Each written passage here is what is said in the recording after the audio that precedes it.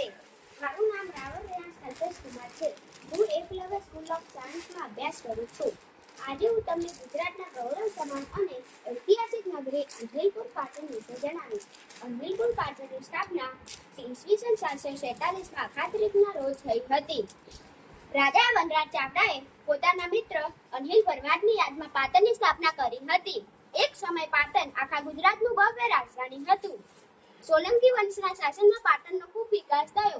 તેને ગુજરાતનું સુવર્ણકાળ કહેવામાં આવે છે.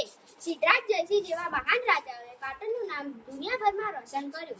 આજે પણ પાટણની બે વસ્તુઓ વિશ્વવિખ્યાત છે. એક, રાણકી વાવ.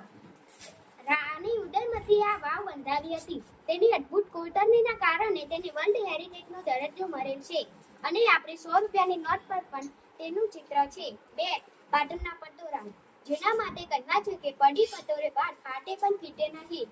તે પોતાની અદ્ભુત ડિઝાઇન અને મજબૂતી માટે જાણીતા છે. આવી ગૌરવશાળી અને ઐતિહાસિક પાટણની ધરતીને હું સત પ્રણામ કરું છું. જય જય ગરવી ગુજરાત. અસ્તુ.